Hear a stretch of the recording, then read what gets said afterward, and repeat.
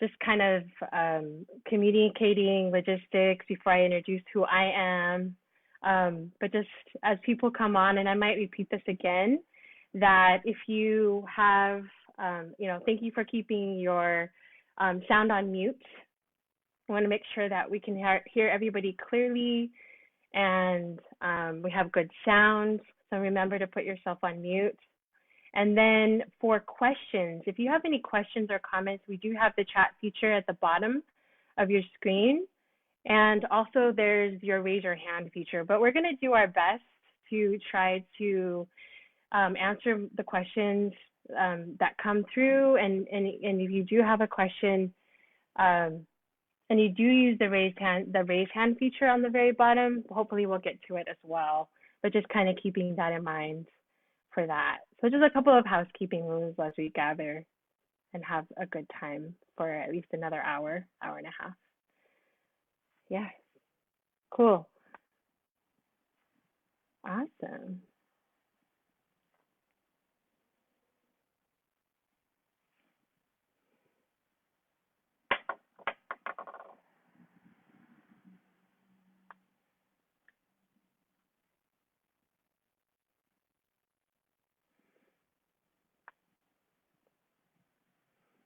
Okay, so I'm going to get started then as people gather. And again, I might repeat a couple of things so as people join us. But aloha mai kako. My name is Sheridan Noelani Inamoto. I am really grateful to be here with all of you to talk about our water. I am calling in or sharing in from Akchakchaiama, which is Southern Pomo land, also known as Santa Rosa, California. In Sonoma County, and this type of my watershed is Ashakauna, or the Russian River that connects to the Eel River, and I'm fed by these waters, and I'm really grateful to be on these native and indigenous lands. I encourage everyone to recognize the indigenous lands that you are residing in, and if you don't know, there's a way to always find out and to ask. But tonight, as we gather, I'd like to also share that it's not only important to recognize the indigenous peoples of the lands that you're residing on, but also to recognize your watersheds and all of the lands that you call home and that you reside in, and how you're in relationship to those First Peoples and in relationship to the lands that you're residing on and the watersheds that are feeding you. I mean, I'm curious actually if people do want to participate and put in the chat, like, what watershed and what indigenous land are you calling in from? Please feel free to engage and use that chat feature and introduce yourself and share, like, where are you calling from? Who is your water? Who is your watershed? And who, is feeding you? Because a lot of times when I ask people, who are your waters, or do you know where your water comes from? A lot of people don't even have an answer to that question. So I want to have everyone start thinking about a watershed way of thinking as we're gathered here today, because we're going to talk a lot about water, on the West Coast, specifically water of California that makes us who we are and that feeds us. And so much information is out there, but the truth is we really don't know a lot about what's happening with our water infrastructure. We're not always told the truth of what's happening with California water. And it's important that we start paying attention. And there's no better time than now and to start and to talk about what's going on. And so with that, I also want to share that I joined Save California Salmon about 5 weeks ago, about a month in as a new co-director. I am Kanaka Maoli, Native Hawaiian. I also have Japanese, Scottish, and African ancestry. And I'm really grateful to call these lands, California, home, or at least where I reside home and where it feeds me. So, and with that, I hope we're excited to learn and to engage and to find out why we need to get involved with our water. The first person, although I do see Chief Colleen Sisk, I don't know, Chief, if you want to get a head start and share, if you just want to listen in, but I just want to acknowledge that I see you here on the line, and it would be really great to also have you speak. But Morningstar Gali is also here with us to kind of start to open up our night and evening in conversation about specifically a particular watershed that feeds a lot of other watersheds in California, and that's the Sacramento Delta River, and also to talk about Morningstar, your work and your relationship, and the importance of why we need to recognize our relationships to our watersheds, the indigenous peoples of these lands, the knowledge that comes with that, and why we all need to learn and start to be re-engaged and reconnect with that. So if you don't mind, Morningstar, if you want to go ahead and introduce yourself and share your work and yeah, and kind of open us up. Jimmy Sunway. My name is Morningstar Galley. I am a Jamawi band of Pit River. Yes, absolutely. If Chief Sisk is available to provide an introduction, please feel free to jump in. We would love that and be honored to hear that. So if she's available for that. But yeah, I just wanted to share that I am serving as the tribal water organizer for Save California Salmon. I wear a couple of different hats. I'm also the California Tribal and Community Liaison with the International Indian Treaty Council and project director of indigenousjustice.org, where you can find more information on projects and campaigns that we're currently working on. I don't see any of this work as, something that is compartmentalized, as Sheridan was mentioning, and welcome, Sheridan. We're so grateful and lucky to have you as a part of SCS now. So just really happy to have you in helping to lead this conversation. But yeah, just sharing that I formerly worked for my tribe as the Tribal Historic Preservation Officer. And in doing that work, oftentimes we're one-person departments. Oftentimes we're so overwhelmed and really overloaded with, the constant consultation, water meeting, all of the various processes. And so when I moved to the Sacramento Valley area, I'm here as a guest on Nisenan, Miwok, and Maidu tribal lands. And so wherever it is that, I've lived, recognizing that I'm also a guest on these lands, that my home is 3.5 hours north, but it is our waters that flow into the waters that are here in the San Francisco Bay Delta. And so from our sacred waters of Satitla, of Medicine Lake Highlands, that flow into the Fall River, that flow into the Pit River, that flow into the Sacramento River, that flow into the Bay Delta, we recognize that we do have a relationship with our waters, with our lands, with our peoples. And so wherever we traveled, as a guest here now on Nisenan lands, that I have a responsibility to help to protect this water and the watershed, just as I would as our waters back home, because 80% of the water that flows through the Fall River and Pit River flows into the Sacramento rivers. And so this is our water, that this is, that sacred medicine that's being carried down to our area here, and that we've always had that relationship of migration. We've always had that relationship of traveling just as the waters flow down. And so with that, with the water protection efforts, that we have a responsibility to help to protect our salmon relatives. And so something that I recognize in this work that I do, and that so many of us do, is that there's that interconnectedness, right? There's an interconnectedness of the way that our salmon have been caged and incarcerated and not allowed to flow upstream, that PG&E has still not fulfilled their promise to instill fish ladders. And so we have not had salmon in our river for close to 100 years now. And that the incarceration of our salmon relatives is connected to our relatives that are currently incarcerated. It's connected to our ancestors that are being housed in the UC systems. and not able to be properly reburied and reinterred on their lands.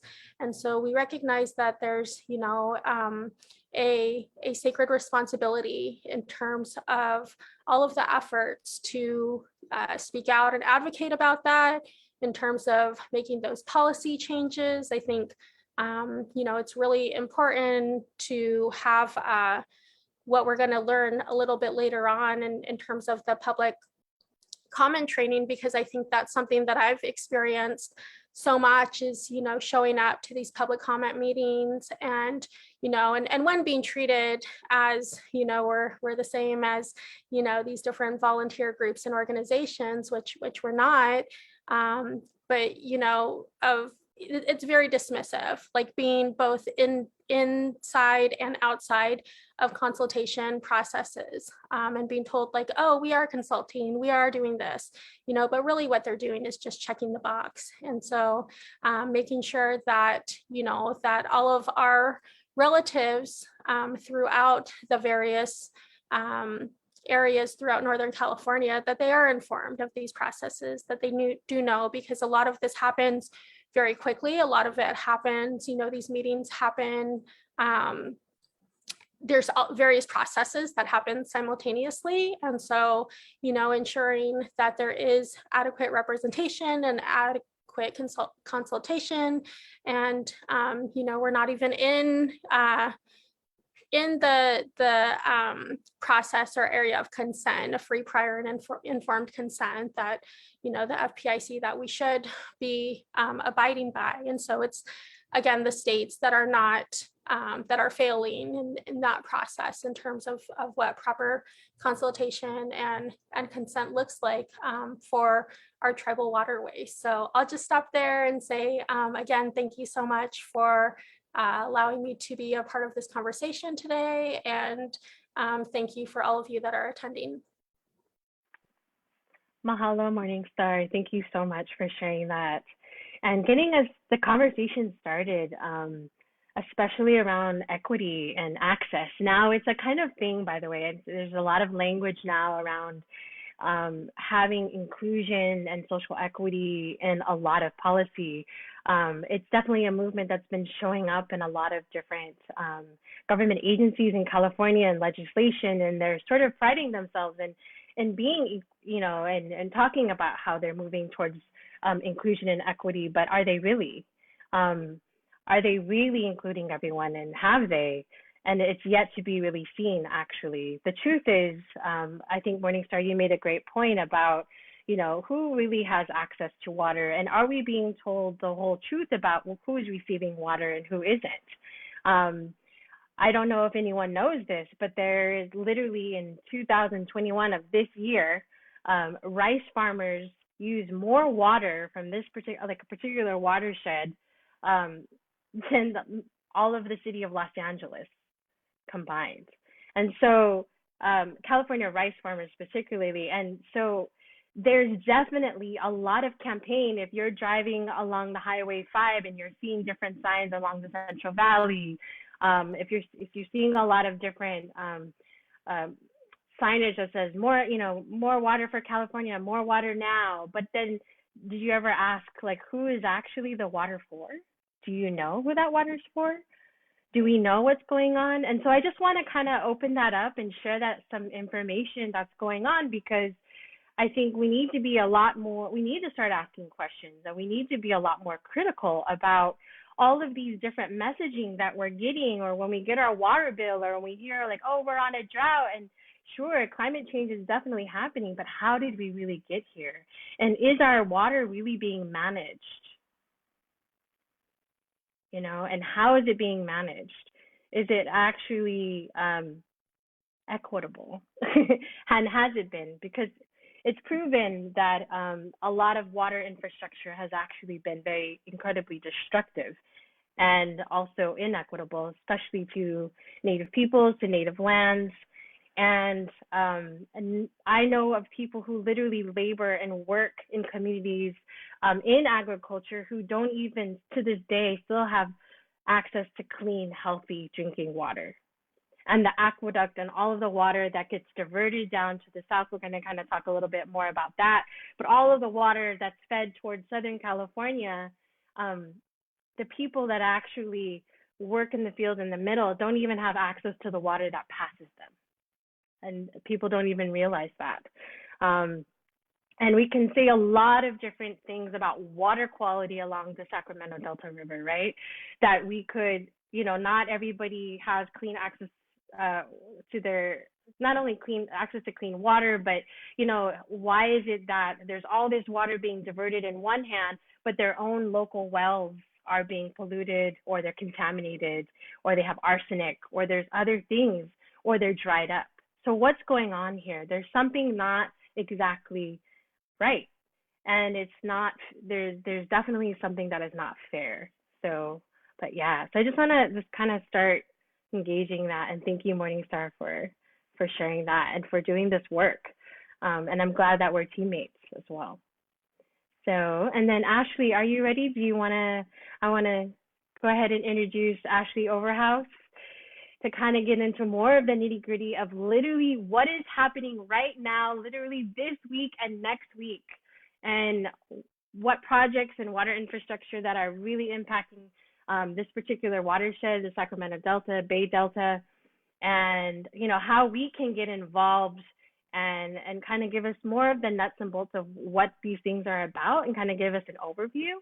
And then we'll get into more of more in detail, like how we can respond. But yeah, Ashley, you ready? Absolutely. We could just get a couple graphics up. Okay, great. That'd be really helpful. And thank you, everybody, for putting in your watersheds. I really appreciate that, and your native lands or where you're residing. Thank you for that, too.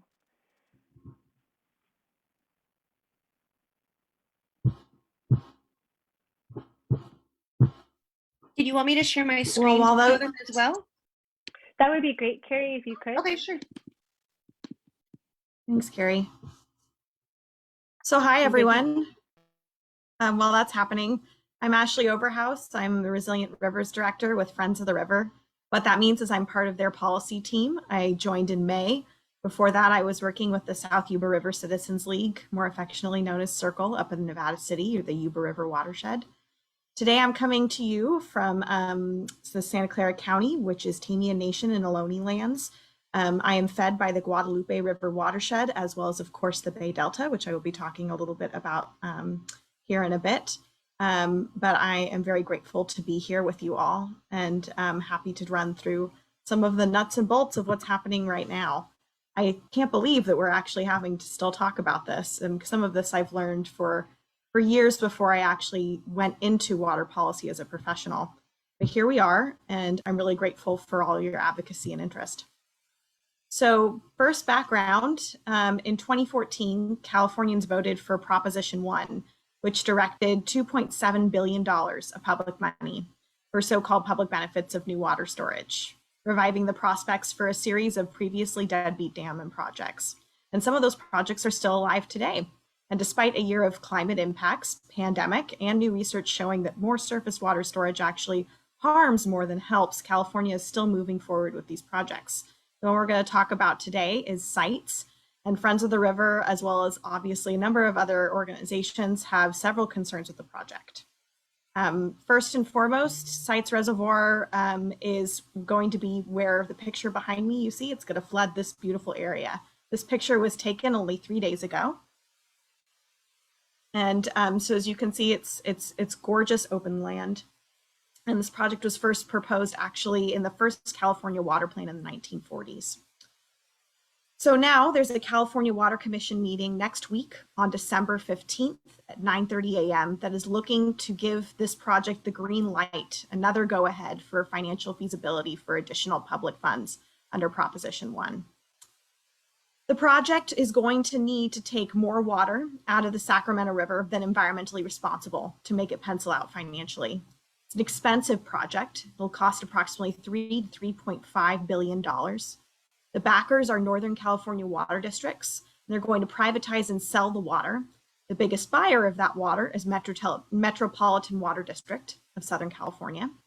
And in order for this project to pencil out for them as well, that will require the Delta Tunnels, also known as the Delta Tunnel or California Water Fix project. That will add another $15 billion on top of that $3.5 billion price tag. State taxpayers are contributing $800 million. Federal taxpayers may be contributing another $800 million. I know that sounds like I'm throwing a lot of numbers around, but really, truly, we're just talking about one project. It's extremely expensive. So it'll deplete not only taxpayer pocketbooks, but also deplete the salmon population because it'll also divert river from the Trinity. If this project is allowed to move forward, taxpayers will foot the bill, and it'll also incredibly harm the environment. So we're talking about the Trinity River, the Sacramento River, and the Delta. And that means that Sites Reservoir, frankly, is very dangerous for our water future. As a state, as communities, as people who live here, Sites is an extremely concerning project. And the California Water Commission is holding a hearing on this project next week. So again, that's Wednesday, December 15th. Additionally, the proponents of Sites also released a supplemental environmental review document. It's called the Supplemental EIS or EIR, so the Environmental Impact Statement or Environmental Impact Report. And that was released in November. It has a 60-day comment period. And so comments are due by January 11th. In the meantime, they also have opportunities for 2 public meetings. They are required by law to do so. And those are, unfortunately, December 15th as well in the evening, 6 to 8 p.m. and the next morning, December 16th from 9 to 11 a.m. So it gives you a little bit more options of flexibility depending on your work schedule or whatever your schedule is to try to attend one of those. That's where they have to hear on the record your public comment. They will be virtual. The information, like a Zoom link or something like that, is still coming. So I don't have that, unfortunately, for you tonight, but that is coming as we get closer to the meetings. Those are next week, again, the 15th and the 16th. And those are a good time to raise concerns about the environmental impacts specifically of Sites project. I think that in particular, this reservoir is incredibly concerning because it's also going to potentially be one of the largest in the state. Like the graphic you see here in the shared screen, it's 1.5 million acre foot reservoir. That is quite a bit of water. And of course, most of that will be private and sold to Southern California. So we already have over 1,400 dams or reservoirs in the state of California built. And like I said, Sites Reservoir and its predecessor of the project that has been proposed, that location, to be a dam since the 1940s. Not chosen and not pursued for a reason. We are now contemplating it again here in 2021, and we're just really not sure why. All the good dam sites have been taken for better or for worse. And so Sites really is an incredible danger to California's water future and does not make sense for the future of California. So I think that goes over really a lot of the main harms of Sites Reservoir, and I'm more than happy to answer questions later. But unfortunately, we have another threat that I need to go over too. So Carrie, if you wouldn't mind doing the next graphic of the voluntary agreements. Sure thing. I'm going to drop it into the chat so people can download it and look at it on their own time as well, and then I can share the screen. Thank you. Sure thing.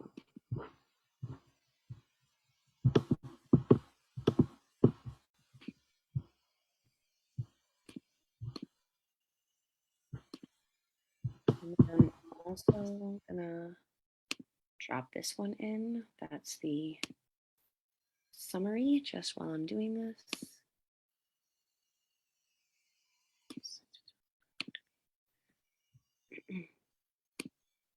All right, I'm gonna go over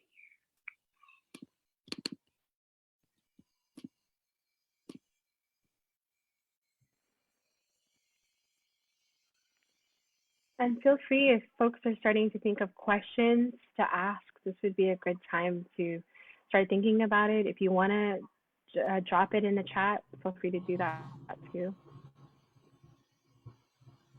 Yeah, that'd be great. More than happy to answer questions. So thanks, Carrie. So this second graphic is about another threat that is happening in the California water world. So in addition to dam projects like sites and a couple others that are being moved forward by the California Water Commission and by proponents, private proponents of those projects, there's also a threat to the San Francisco Bay Delta. And it has been going on for quite a while. There's just been a development this week, which is really important to bring your attention to.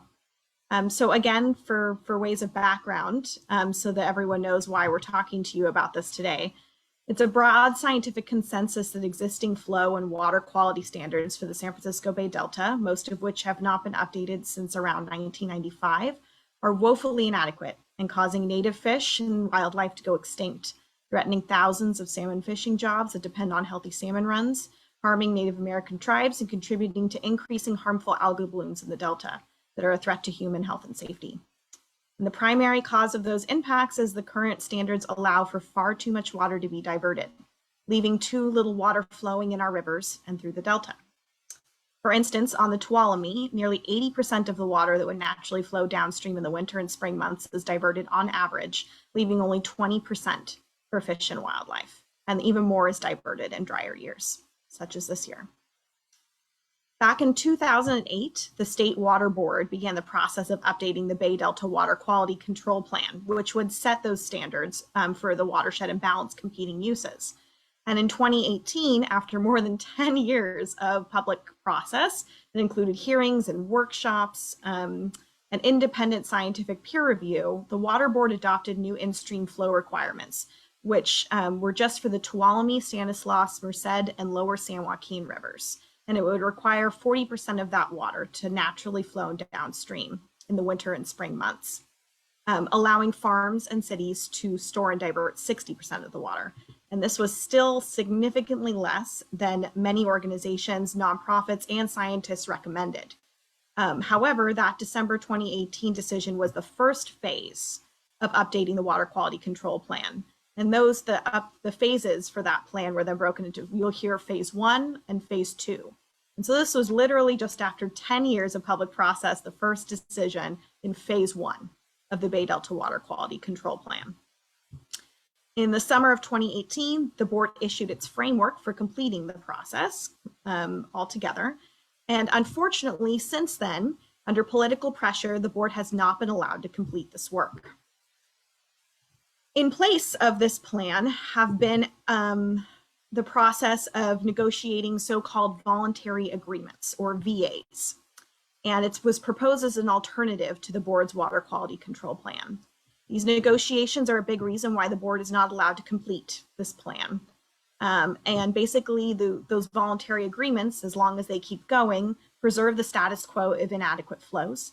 And it benefits no one other than, frankly, the water districts who continue to divert water under the outdated water quality rule. For the past several years, state officials have been negotiating with water districts in a backroom process that excludes conservation and fishing groups, tribes, and other stakeholders. And this exclusionary process also lacks scientific evaluation and rigor. It's focused exclusively, almost, on how much water would flow in the Tuolumne River and those other rivers I mentioned and into the Bay Delta, excluding any discussion on state investments in local and regional water supply projects to help those agencies adapt. So essentially, there was a letter sent about a couple months ago announcing that the Water Board was going to continue to pursue the completion and implementation finally of phase 1. The Water Board meeting is 2 days. It's tomorrow and the next day, so December 7th and the 8th. So we are finally starting to see potentially some movement on the Bay Delta Water Quality Control Plan after all this time. It's really important that we have people reinforce the importance of that plan for not only the health of the Bay Delta, but for all the rivers that are connected to and depend on the health of the Delta, and it's interconnected with the overall health of California's water. And frankly, you know, scientific studies, as it says right here on the graphic, show that 75% of flow is actually needed for the Sacramento River. You know, I think that that's really telling that we were only really able to commit to 40% in-stream flows, even for just phase 1, and we haven't even gotten to what's called phase 2. Some of the other upper tributaries would fall under phase 2, such as the Sacramento, the Yuba, the Bear, I think, and the Feather. It's really, really important that we make sure that the Water Board moves forward with the implementation of the framework and complete the Bay Delta Water Quality Control Plan. Okay, I think that's it. I know that we're past a little bit past time. I know there's plenty more people that want to speak. So thanks, Sheridan, again for allowing me to talk. Yeah. Awesome. Thank you so much, Ashley. I really appreciate that. And I hope that was good information for everybody to have context. Feel free to let people know. Yeah, thank you for that thumbs up, Morningstar. And feel free to use the different graphics below to let us know. And if there's more questions, please put them in the chat. Because the other thing that was also mentioned on that graphic, but I think you should be aware of, I mean, why do we talk about voluntary agreements? We can't talk about voluntary agreements without talking about water flow, the importance of water flow, water presence. When water gets constantly diverted and different times of the year or too much, this really affects the overall health of our watershed. And you can't talk about water flows without talking about runs of fish, especially salmon. And as I say, when salmon are thriving, we're thriving. When we have a healthy watershed, that means we're healthy as well. And we need to start paying attention. There's this other idea, right, of special interest that, oh yeah, they want to have their water for their needs. But what ends up happening is that there's going to be people without. And it's not an equitable process. When we're not in alignment with a watershed and a healthy watershed way of living, there are severe consequences. And we continue to see those consequences, but the question is, are we really learning from them? And now that we're more in the know, what do we need to do? We definitely need to do something about that, to change that, and to change that way, and to reconnect. So with that being said, are we ready then to start to engage? At the end of the conversation, we're going to have a list of all the dates that Morningstar and Ashley mentioned in her review of both Sites Reservoir meetings and of course the meetings that are happening tomorrow and the following day and the times. We'll have a slide and we're going to put that in the chat as well. Thank you, Carrie. I think you already did it. That's awesome. Great. So are we ready to then kind of talk about ways to get involved? I also want to mention that the public comment, written comments are due by January 11th for Sites Reservoir. And oftentimes these meetings and these ways of getting involved are kind of, I feel, almost intentionally complicated to do because they're at odd times. But fortunately, the meetings for Sites Reservoir, December 15th and 16th, there's two different times to be a part of and then find out more directly about the project. There you go. There's one in the evening, there's one in the morning at 9 a.m. on the bottom, December 15th and 16th, specifically for Sites Reservoir public hearings, December 15th and 16th, 9 a.m. and 6 p.m. And then also, like Ashley mentioned, December 8th, I'm kind of going backwards. At 9 a.m., there's the California Water Board meeting on the Delta watershed flow and voluntary agreements. That was awesomely summarized and shared with all of us. So, but I want to bring this up because the fact that we even have these times and public hearings available is really important, that we continue to participate in the process, because oftentimes there's a lot of excuse to not have these opportunities.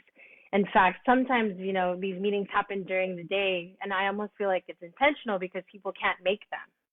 But if they're making the time, if they're continuing to change, and we keep holding them accountable to making sure that this information is accessible to the public, it's actually by law, then we also need to actually show that we really need to participate and be involved.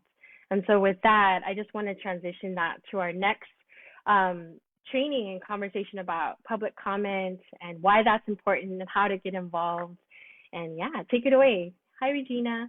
We have Regina, and then we also have Namani, I think, on the line as well. Yeah, and I need to share my screen. So hopefully I can do that. And before I speak, just wanted to see if Colleen wanted to say anything first as a tribal leader before I go into how to comment.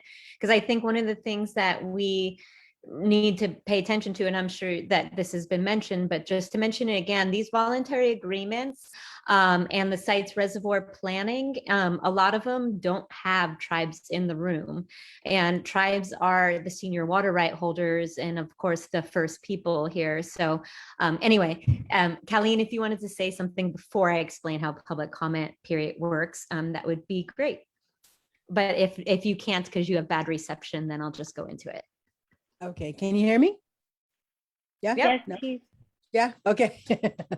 We do. It is raining here, so sometimes we don't have very good reception. So we're taking the chances, right? But as you all know, the water rights planning and over the years has developed California into the most complicated water system about groundwater, surface water, well water, exported water, farm water, to the point where no one's really looking at what it does to the environment and what has happened to the environment. And the plans keep going under, one of the things that I think is a problem for all of California is the 1914 Water Rights Acts that took place and gave water rights to certain individuals in the state, while at a time when women were not allowed to do anything, minorities weren't allowed to do anything, hold anything, own anything, and certainly Indians were not even citizens at that time of the state. And so water rights really didn't go across the population needs for the state of California. And so at those times, it's like they continued with these water diversion things, which harms so many landscapes. Like over here by Whiskey Town, they diverted that water off of that mountain, Shertail Peak, and all of the fish in the streams, died, which means all of the trees and everything that depended on that water supply changed. So that when you look at drought situations, we're creating that drought.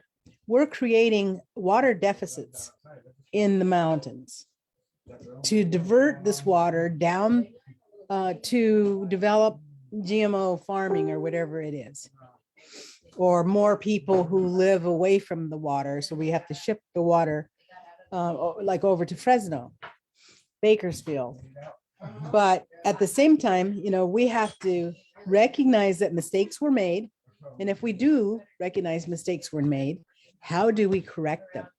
And I'm thinking like the young people on this call tonight and the people who are starting to share that information, because it's very difficult, the water meetings that take place up and down the state are generally older white men, very few women in the room, very few people under the age of 40 in the room, and even less minority people in the room talking about water politics. And so it's important that, the youngsters here and the people who are trying to get a handle on this start being in view and following, the efforts that many of us have gone down this road together. And, we're trying to do the best that we can and look at the different issues, because the things that are planned, I feel like I was a tribal member when they came and they said they were going to build Shasta Dam and they were going to flood all this mountains and they were going to flood our river for 26 miles. Yeah, I would be just in disbelief. the way that I look at Sites Reservoir and the Delta Tunnel project, it's unbelievable. Who comes up with that kind of a plan? Because the Sites Reservoir, there's no way that it's going to stay cold water. It's going to be standing water in the heart of the valley with the releases going back into the Sacramento River, killing the fish. You know, it's not made to benefit the regular environmental lifestyles that people have. It's not made for that. But at the same time, it's like our young people, as boring as this can be, and as uneasy and you know, you're really put out when you're in those meetings. I went to one meeting out there in Calusa at the canal meeting with the Bureau Reclamation about the water shipments. And there was two of us there who were considered of the public because now they're trying to be more transparent, right? But when they had a difficult situation because the public was there, the BOR went into one room and the canal people went in another room, and they put us in another room, two of us. It's like, so when everybody comes out, the lawyers get together and they say, okay, we'll agree to that. And it's like, what happened? What are we agreeing to? So even though they're saying, you know, it's transparent, really isn't. And even though they're saying there's science, you know, today I was on a meeting with the Delta where they say they're going to regulate the release of the water in line with the salmon, because, you know, there are months where there's only 1 or 2 salmon going upriver. And when there's lots of them, that's when they're going to release the water. But they don't, it's like, I don't know what science that is, but salmon are in the river all the time, going and coming. Different runs are happening. They're all in the river at the same time sometimes. So the efforts here is to, I think it's to like be so boring that nobody else wants to be involved with it.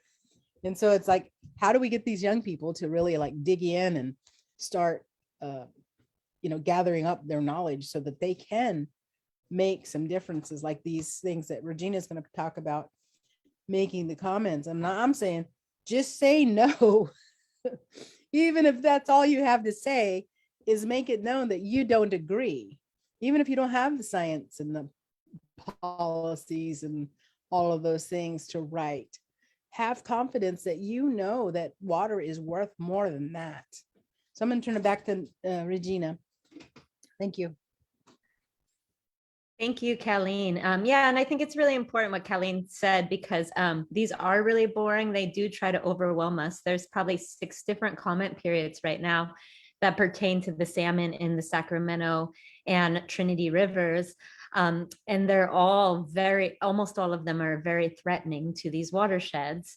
And like in that same meeting today, I was like, how are you telling us that you're not going to violate water quality standards or take more water than you should ever, when I'm doing a comment period right now about a plan to violate your water quality standards? And then we also asked Colleen and I about whether or not the Sites Reservoir is going to be used to fill the Delta Tunnel, and they just act like nothing is connected to each other. But meanwhile, people like the Metropolitan Water District said no Delta Tunnel without Sites Reservoir. I mean, the Delta Tunnel, the Shasta Dam raise, they're meant to fill up. I mean, the Sites Reservoir and the Shasta Dam raise are meant to fill the Delta Tunnel. More storage can make more water move, and then we have no water left in our rivers. So with that, I'm going to start my presentation on why we should comment. And with this, like, what we use public comment periods for is to comment, and that's important, but it's also to organize. Who are the corporations responsible in this Sites Reservoir situation? It's a lot of rice farmers, including people like La Malfa, who is our representative.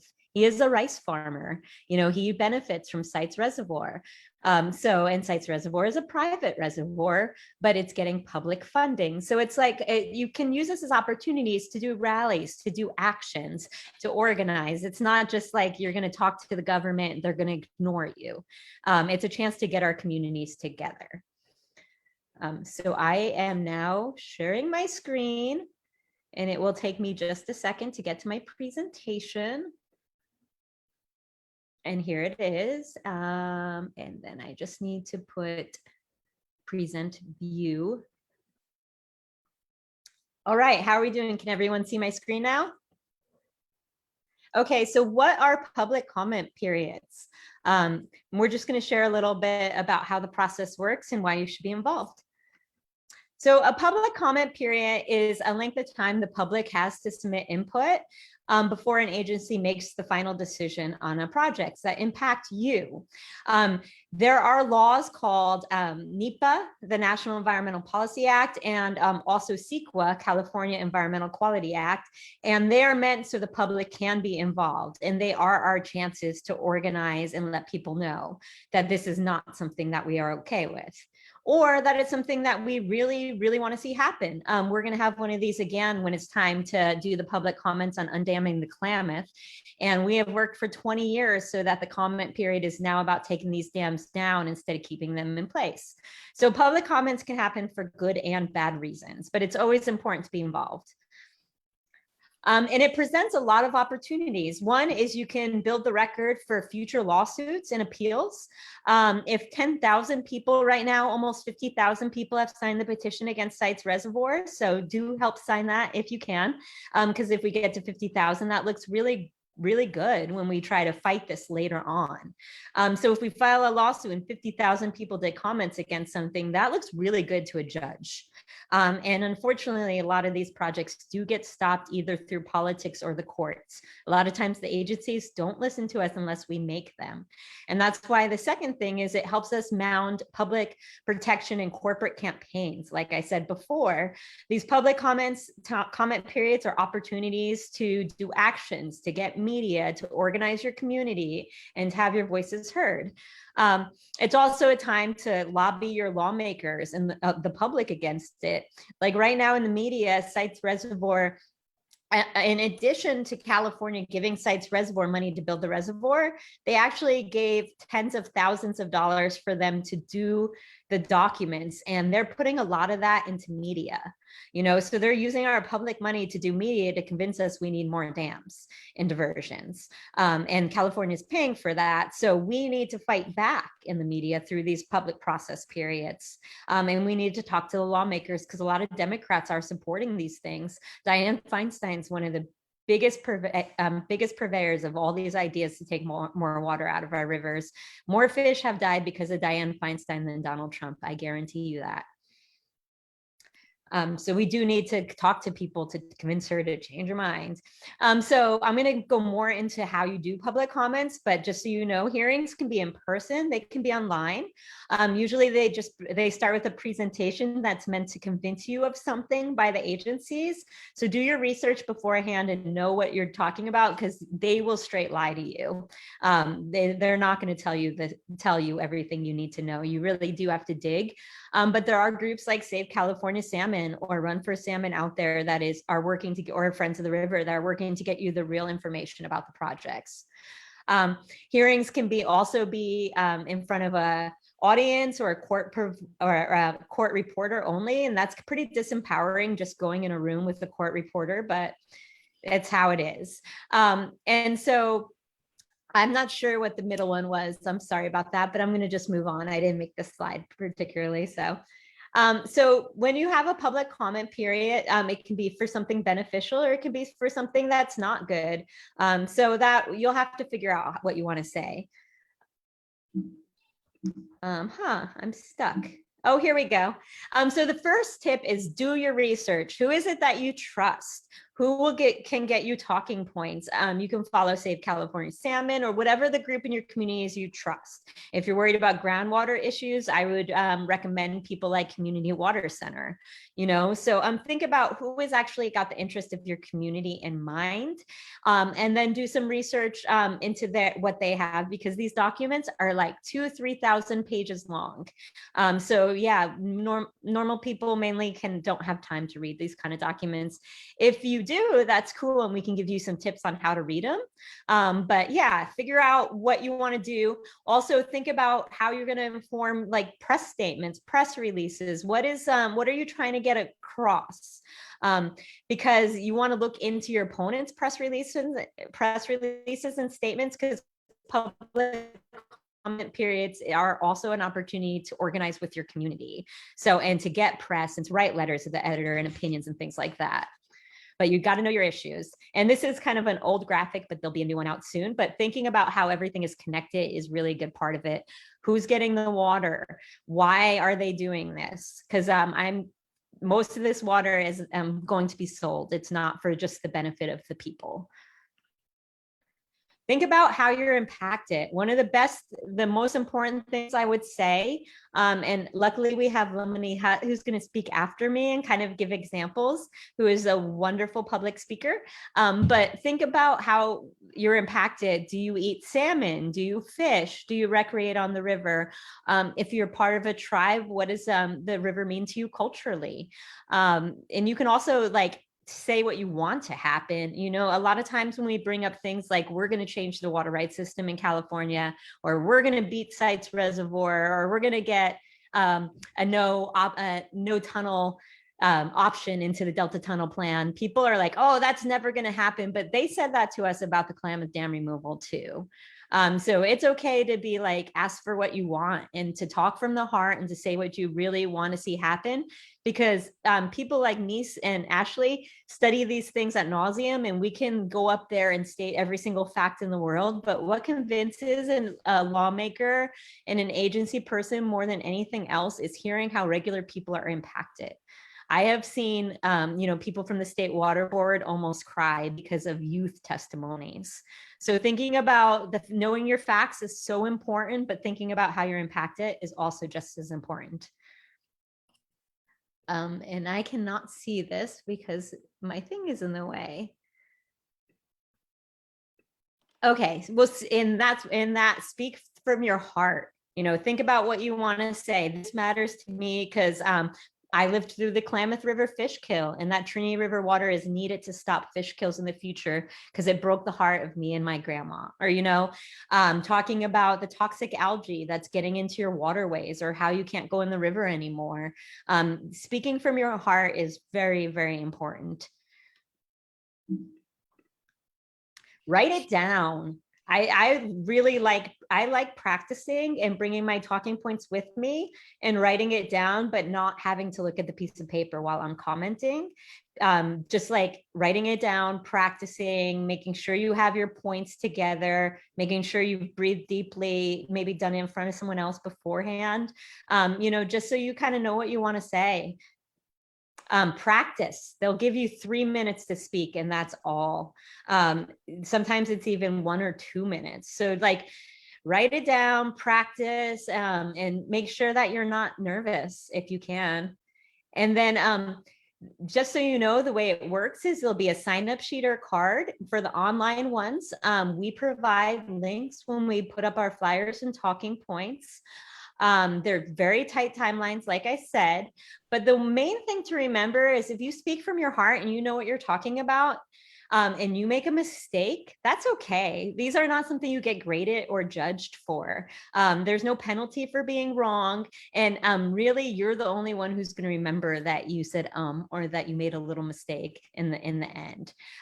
Everyone's opinions really matter. However, if you want to be live streamed or on social media, we go further into this in real trainings, but it's good to get together with your friends and kind of have a group so that they can record you and take pictures, especially if it's in person. because you can use these opportunities, these pictures of you testifying, put it on your Instagram, and share it with everyone that you can, or your Facebook or whatever, and let people know what you think. Take pictures of yourselves with your signs. That's something that I think a lot of people have been influenced by, that Winema Wintu does, is when they go to these rallies, they take pictures with their signs of believing in good things coming, or whatever their point is that day. And it really can influence people to think about how you want to use your public comments for your media and for getting the word out after the fact. And I think that is actually all I have. Oh, yep, this is the end. And so I'm going to take off my stop my screen sharing, and Lemony and I could just give examples of how we would do public comments, and then we can open it up for the conversation for other people to try it too. And we do these trainings, to high school kids and elementary kids, and they do public comments too. I mean, Lemony is in high school, I just wanted to say that every voice is really powerful, and everyone has something really important to share. And with that, I wanted to introduce Lemony Hutt to speak, and you can say whatever you feel like, Lemony, but I'm hoping that you will share how you do public comment.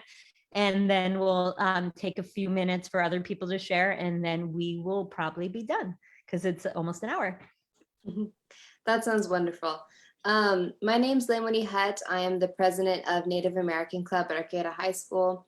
I'm also the president of the Diverse Reads Book Club at Arcata High School, which works as a book club on campus to include more BIPOC authors. I'm also a Hoopa Tribal member, and I work as an intern for Save California Salmon. I've been presenting at these California State Water Board meetings since I was 8 years old, so I have a lot of experience with water board meetings and Save California Salmon. I guess what I would start off with talking about is kind of the hesitancy that I know some people have, especially youth, of it being not only really kind of intimidating to sit in front of this board and do a presentation, but it's also, we're talking about things that are really close and intimate to us because our cultural preservation relies on environmental resources like the run of the salmon and the preservation of the forest, because a lot of our cultural materials come from that.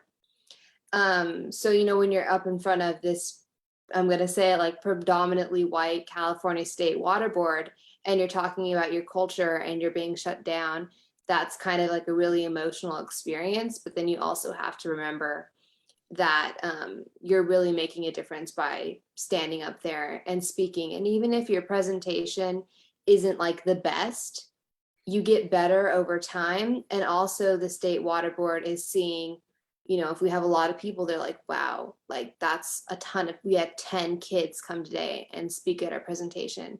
And that's what they're looking for. They're not really looking at, how good your speech is. They're also looking at how many people are willing to take the time out of their day to come to those meetings. Because I mean, the Zoom, it's a little bit easier, but those meetings go on for hours, and sometimes I have to miss school for them. And it's a grueling process. So it's definitely it shows that you're really interested in, not interested, but this is an issue that is important to you. So I guess other than that, I would say that there's there's 6 components to making a speech that I follow every single time I make the speech. I do the same kind of algorithm to write it out. The first thing is I address the issue and the purpose of the speech. So an example of that would be the Klamath Dam's continuation of obstructing water to the Klamath and Trinity River is causing environmental damage from the low river and overaccumulation of moss, creating a biohazard that is killing the salmon population. I am standing here today in favor of the Klamath Dam's removal. So there I stated what my purpose is and what the environmental damage is and the specific rivers, which is really important because usually at these meetings, they'll be talking about multiple different topics. So just being clear about what you're presenting about. The other thing is state why the subject is important to you. Does it align with your values, hold significance to your family or culture? Does it affect your way of life? Environmental damage? There's a really interesting way to like kind of interpret this is like bringing in your personal stories related to the issues and subject of the speech. Maybe talk about how the issue affects the family or your community. Kind of just explain the overall personal and societal significance of the issue that you're talking about. And then I also, just to kind of add some more like credibility to my statement, I usually look at like Save California Salmon's website, or even, recently I've been taking more environmental courses in my high school, but if you don't have access to that, then just like kind of like doing your own individual research, kind of like just to sprinkle in some scientific and historical facts throughout the speech. And then I usually close out by circling back to the beginning of the speech on what the purpose of the speech is, state what you hope to gain by addressing the benefits of it, the presented issue. And this can include bringing in a personal story of a time when this issue was not presented.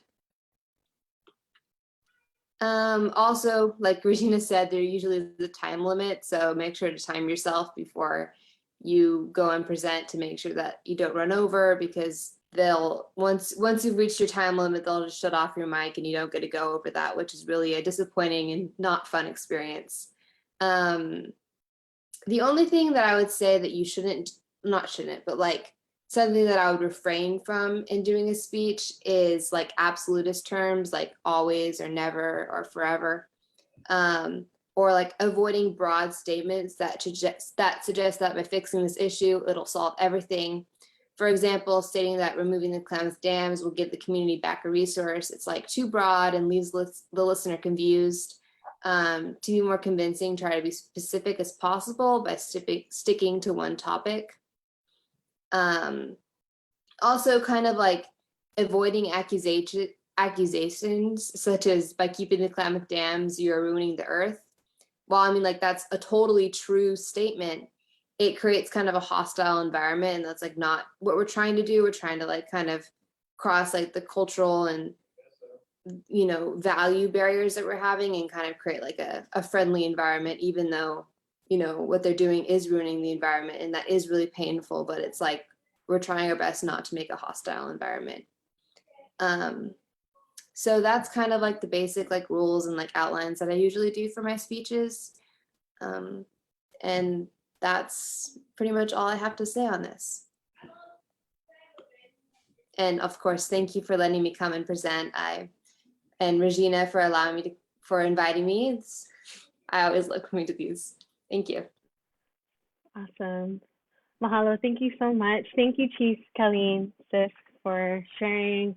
Always good to have you here, as well as Regina and Lemony. Thank you for walking through all of that. It was really awesome.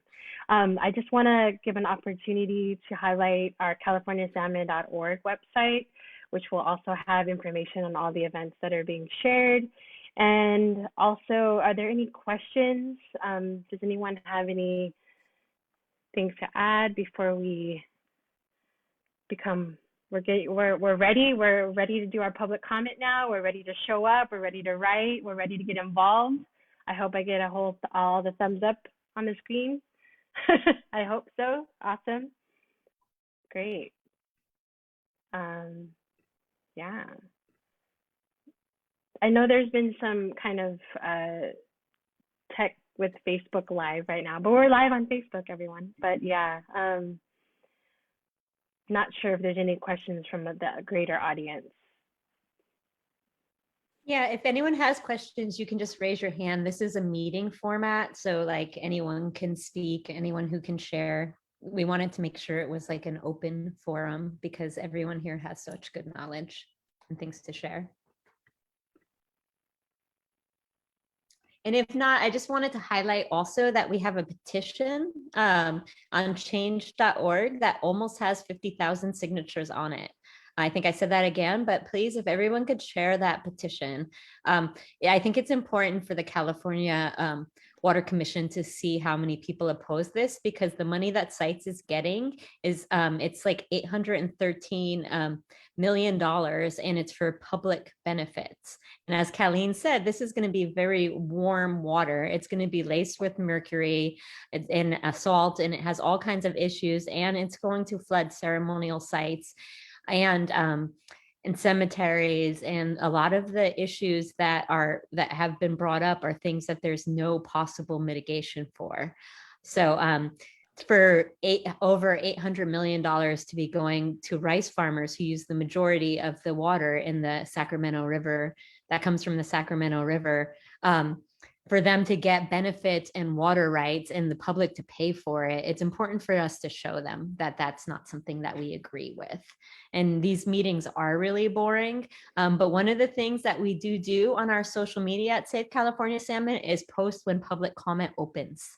And that way, if you have to work and you can only get 15 minutes off for your break or an hour off, then you can follow us and be like, okay, the meeting's been going on for 4 hours, but now it's public comment. So everyone knows that. You can follow us on all of these days, on the 8th, the 15th, and the 16th. And also, if anyone wants to go to the water board meeting at 9 a.m. tomorrow, there will be people commenting that the recent anti-racism resolution that the water board passed should not have language saying tribes have lost their water rights, because it's not true, and it's illegal, and it's inherently racist. And it was included in a resolution against racism by the water board. So there is public comment tomorrow too, but the majority of the meeting will be on flows in Sacramento and River that Ashley talked about, voluntary agreements in phase 1 and 2. That will be on Wednesday.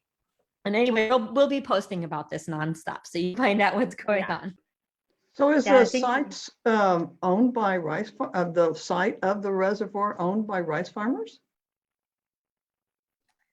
The site's not owned by the reservoir itself will be mainly is the site's authority will own the reservoir itself. The land is owned right now by a rancher, I believe. But when the area, once it's inundated, the water will be owned by rice farmers. The majority of it, some of it will be owned by the Federal Water Project. It's dependent on how much money different people put into it. Some of it will be owned by the Metropolitan Water District, but the main people who are building it are the rice farmers that are using a lot of the state's water already. Yeah, they've already sold water this year. Yeah, they're endorsing it for sure. They're really for Sites Reservoir. I just wanted to ask a question. Do we have any profile of what are the biggest rice growers that are supporting this initiative and how much they contribute to Governor Gavin Newsom and other officials? I know, there's some really prominent people, but is there anybody that we can pin down, like the Resnicks or the Westlands, that are involved in this? The only, organized agency I know is the Northern California Water Agency that's pushing this, and also trying to be basically a salmon collapse denialists is what they've become. But I mean, is there any big financial interest other than NCWA that's pushing this? I mean, definitely the farmers are pushing it hard, but Metropolitan Water District, I think, also is about 25% investor at this point. We do need someone to do some of that research, though. An investigative reporter of some sort would be wonderful. I'm going to look into that, find out like who's, because everybody points out La Malfa, and he's a bad guy. Everybody hates him. Okay. But I'd like to find out who more. I mean, why is Garamendi so, bow down before all the rice farmers? I mean, how much have they contributed to him? How much have they contributed to other politicians, Dianne Feinstein? Because, we know Westlands, we know Resnicks, because Resnick's proud of everything that they spend. I mean, they're big media people. They get it, they love people knowing that they're spending money on such and such a thing. Also of interest, something that's changed with sites since the last time around is now the Bureau of Reclamation for the federal water project. It might be a 25% investor. And that's when Westlands comes in, is through the Bureau and the federal water project. But that is just an alternative right now. It hasn't been decided for sure. Regina, the 25% federal participation is free. The federal government doesn't buy anything. It's just a gift of the American taxpayers to the site's authority.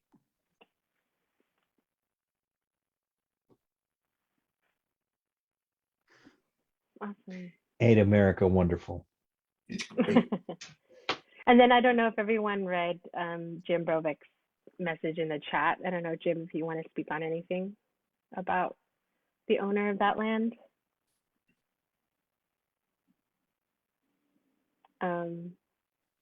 I just know that when I was involved in the previous iteration of EIR and EIS, I attended meetings over in Willows, and there was an irate landowner there who owns a substantial amount of land within the footprint of sites, and he was quite upset that his land was going to be taken over by eminent domain. So some of the people that own land there are not in favor of it. Wow. No idea. Regina, we did have a question in the chat that I think that you could answer. It comes from Iris. She asked, does email work as public comment during these public meeting periods? On the site's reservoir website, and I believe we have them in our action alerts too. There is an email address where public comment can go. So, and if you sign the petition, it sends an email also, but I recommend a personal email as being a better comment, because signing the petition, it's like, form letter. Yeah. So, if you look at the flyer with the talking points, I think that's on there. Yeah, it's there. And then Carrie also dropped the document, Regina, of a summary of the site's reservoir project and all of the dates and email links for that too. So it's in the chat too. There's a lot. Thank you, Carrie, for putting all that different information and links into our chat too.